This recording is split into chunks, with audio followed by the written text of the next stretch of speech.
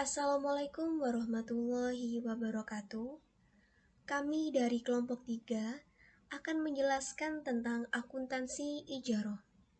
Sebelumnya, perkenalkan nama anggota kelompok kami. Yang pertama Nabila Putri, Putri Dwi Rahmawati, Seli Novindia Putri, Feriza Yuliana, dan yang terakhir Yermiana Penny Sogen. Pengertian akad ijaroh. Secara harfiah, ijaroh berasal dari kata al-ajru dari bahasa Arab yang berarti ganti atau kompensasi. Akad ijaroh adalah pemindahan hak guna atau manfaat atas suatu barang atau jasa dalam waktu tertentu dengan membayar upah sewa atau ujroh tanpa diikuti dengan pemindahan kepemilikan atas barang itu sendiri.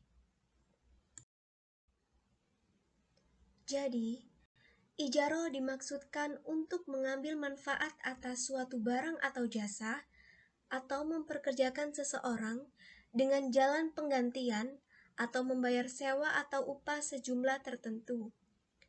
Dari pengertian di atas, ijaroh sejenis dengan akad jual beli, namun yang dipindahkan bukan hak kepemilikannya, tapi hak guna atau manfaat. Objek ijaroh. Objek ijaroh dapat berupa mobil atau rumah mewah.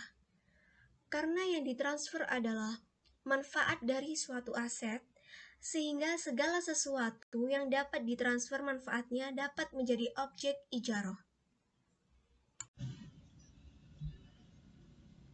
Contoh ijaroh, seorang nasabah yang sedang melakukan proyek pembangunan jalan raya membutuhkan alat-alat berat sebagai penunjang operasinya, lalu memohon kepada bank syariah untuk menyewa alat-alat berat tersebut kepada bank syariah. Contoh, Nona Lala menggunakan jasa penjahit Tante Laras, sedangkan Tante Laras mempekerjakan Nia. Hubungan pekerja dengan pemberi kerja atau upah-mengupah termasuk dalam akad ijaroh, dan pengguna jasa harus membayar upah. Alur transaksi ijaroh dan IMBT.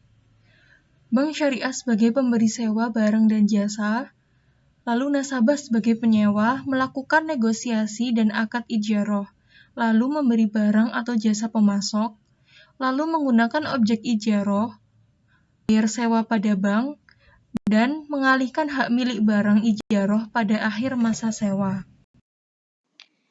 Selanjutnya yakni jenis akad ijaroh. Berdasarkan objek yang disewakan, yakni 1. Manfaat atas aset yang tidak bergerak seperti rumah atau aset bergerak seperti mobil, motor, pakaian, dan lain sebagainya. 2. Manfaat atas jasa berasal dari hasil karya atau dari pekerjaan seseorang. Selanjutnya yakni berdasarkan PSAK 107, ijaroh dapat dibagi menjadi 3, yakni 1.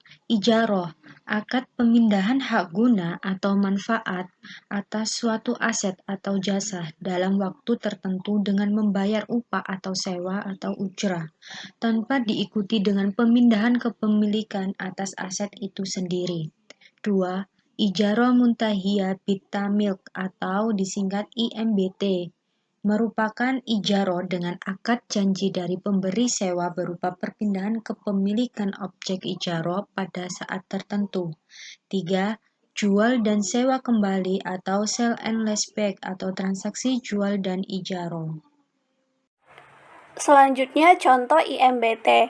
Seorang nasabah yang sedang melakukan proyek pembangunan jalan raya membutuhkan alat-alat berat sebagai pengunjung operasinya, lalu memohon kepada bank syariah untuk menyewa alat-alat berat itu. Akan tetapi, jika ternyata alat-alat tersebut akan terus dibutuhkan dan dia kemudian memutuskan untuk membelinya, dia bias kemudian memutuskan untuk membelinya. Dia bias melakukannya dengan ijarah muntahla bitamli, yaitu menyewa peralatan tersebut dan pada akhir masa sewa nasabah membelinya. Yang selanjutnya rukun ijarah. Yang pertama mustajir atau penyewa. Yang kedua, mu'ajir atau pemilik barang. Yang ketiga, ma'jur atau barang atau objek sewaan. Yang keempat, ajran atau ujroh atau harga sewa atau manfaat sewa. Yang kelima, ijab kabul. Selanjutnya yakni syarat ijarah. Yang pertama yakni yang bertransaksi atau transaktor, yaitu pemilik barang, mujir, dan penyewa, mustajir, di mana di antara kedua belah pihak harus sama-sama ridho. Yang kedua yakni objek ijarah atau ma'jur, barang sewaan, di mana barang yang disewakan halal menurut syariat Islam, dapat diukur dan dihitung. Manfaat barang tersebut dapat berpindah, serta barang tersebut tidak wajib dibeli oleh penyewa atau mustajir. Yang ketiga yakni manfaat sewa atau harga sewa, yang biasa disebut ujroh, ditetapkan pada saat akad. Dan yang terakhir yakni akad, yaitu ijab dan qabul, dapat berupa ucapan atau perbuatan. Keunggulan akad ijarah. Transaksi menggunakan akad ini memiliki keunggulan tersendiri jika dibandingkan dengan akad lain, yaitu sebagai berikut. Yang pertama yakni pada objek transaksi, akad ijarah ini lebih fleksibel.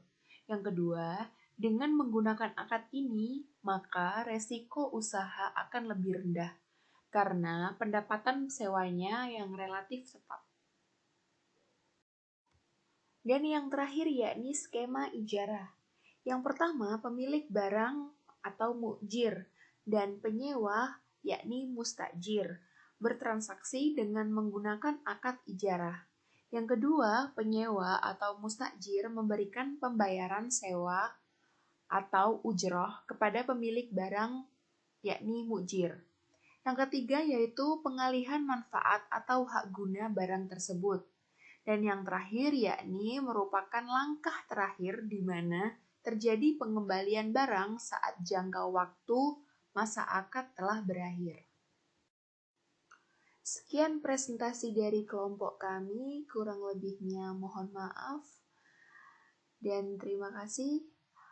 Apabila ada pertanyaan, kami persilahkan pada forum diskusi.